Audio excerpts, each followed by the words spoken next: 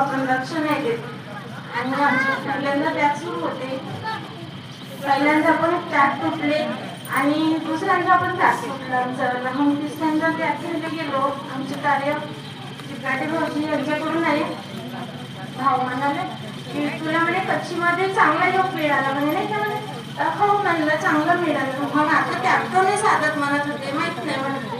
तर तुम्ही म्हणे तिथंच राहायची इच्छा आहे का म्हणे. तर म्हणलं नाही आम्हाला त्यात करायचं आहे. मग तिसऱ्यांदा त्यात.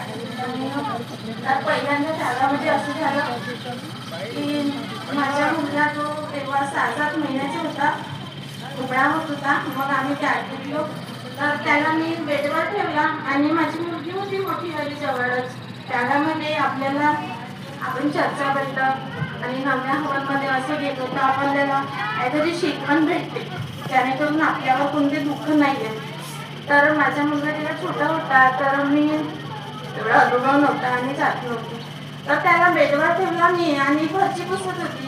तर मी म्हटलं दादूला पाचवी म्हटलं, नाही तर तो पडल म्हटलं.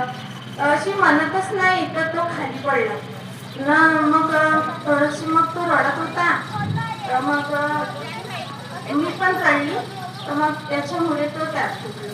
ही चूक लक्षातच नव्हती येत. मग आपण चर्चा बैठकमध्ये वगैरे गेलं तर आपल्याला म्हणजे लक्षात येते. मग तो खूप दिवसाने लक्षात आहे. आणि त्याच्या कार्यामध्ये बी असं बोलल्या पाहिजे की बाबा सांभाळून बोलला पाहिजे.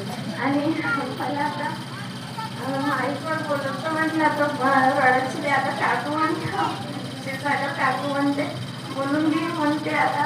पण त्यांनीच नाव दिलं म्हणून, नाही तर मला तर आपल्याला बोलायचं तर खूप राहते पण माहीत नाही. माझ्या मन हलका आहे ना म्हणून मला नाही का रडत येते. आणि एक अनुभव सांगते छोटासा. माझ्या लहान मुलीमध्ये सांगते. तर माझ्या लहान मुलीला नाही का पिरियड्स आले होते. तर तिला 1-1.5 महिना सुरूच राहिले होते आणि सुरूच होता. मग मी दवाखान्यात नेलं तिला. तर डॉक्टरनी सोनोग्राफी वगैरे सांगितली तिला. तरी पण 1,500-2,000 रुपये लागून गेले होते. 3 डॉक्टर केले. मग माझ्याच्यानं जेवढं जमते तेवढं मी चर्चा बैठकमध्ये जात असतो. तर त्या चर्चा बैठकीमध्ये एका शोधाने सांगितलं होतं की त्यांच्या पण मुलीची तब्येत खराब होती. त्यांना सांगितलं होतं की मी आता दवाखान्यामध्ये पैसे लावलो, ठोकून गेलो म्हणत होते. तर त्यांनी बाबाचा शब्द ठेवला. म्हणाले ते की दवाखान्यात पैसे भरण्यापेक्षा